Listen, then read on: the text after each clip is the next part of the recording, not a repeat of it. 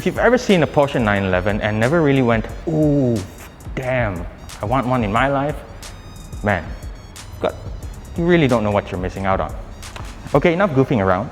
Meet the latest Porsche 911 to be launched in Malaysia, this being the Porsche 911 Speedster. It's actually quite an honor to be standing next to it in person because, you know, only 1,948 units will ever be made for the global market. And if you're wondering about the price, well, it starts from 2.7 million ringgit before options. And that's also another reason for me to feel, you know, honored standing next to it. This 911 Speedster is based on the previous generation 991.2 model and not the latest 8th generation 992 Porsche 911.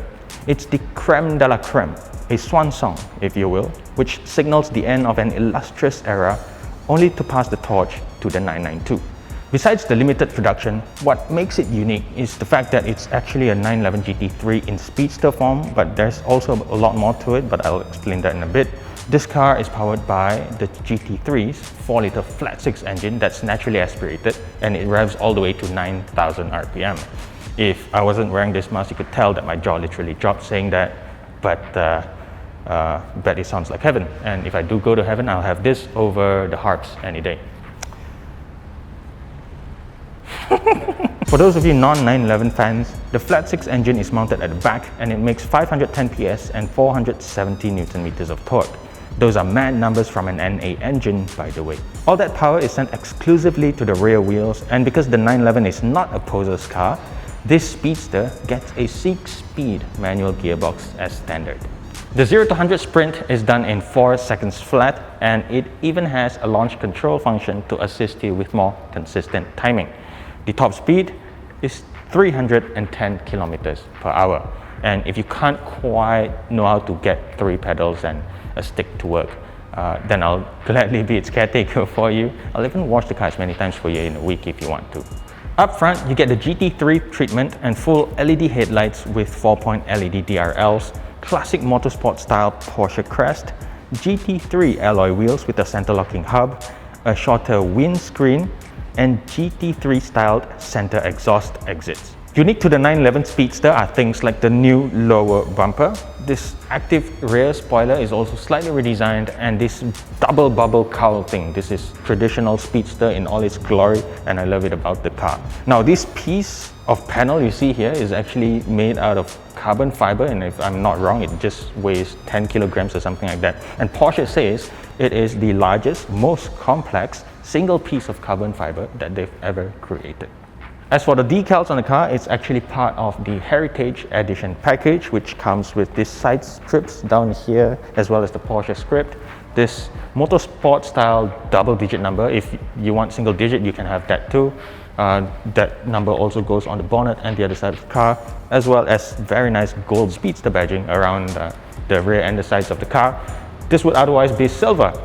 And last but not least, you get the dual-tone cognac leather upholstery. This is a very beautiful finish, guys. And before we move on to the interior, let me show you how the roof works.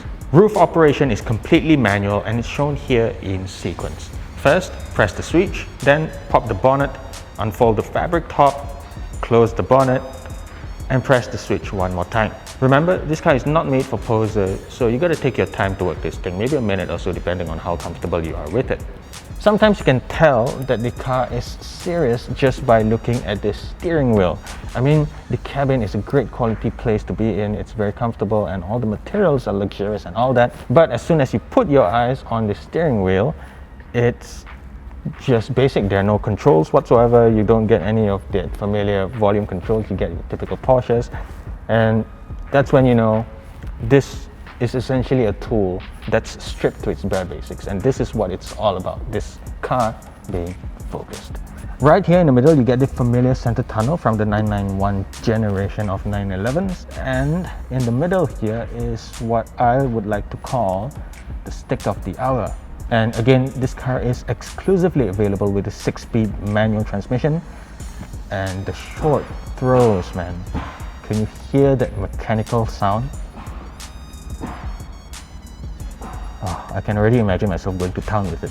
And in the name of lightweight, the door handles are actually made of this fabric strip, just like the 911 GT3. And if you look back here, there is a golden plaque to celebrate Porsche's 70th anniversary. That was in 2018. And below that you have your build number, and in this case, well, the case of this car is lucky number 6, my personal favorite number because it's my birth date. Anyway, that's pretty much it.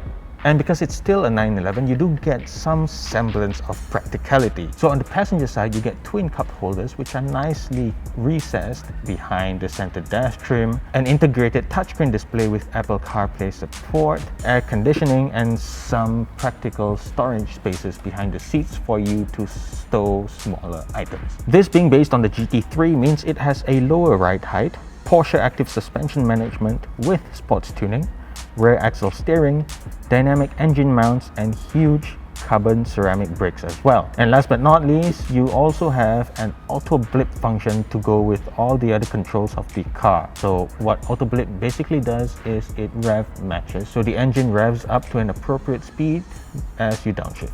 So there you have it, a very quick walk around of the living legend. Now, in case you're wondering, yes, this car has been sold, and apparently there is also a wait list for a couple more to come into Malaysia, but we don't know how many yet. But that kind of makes me feel like a peasant. Anyway, can you think of a better car to spend 2.7 million ringgit on? I think, you know what? Let us know what you think in the comment section below. And if you haven't liked and subscribed, be sure to do that, and I will see you in the next one. Bye bye.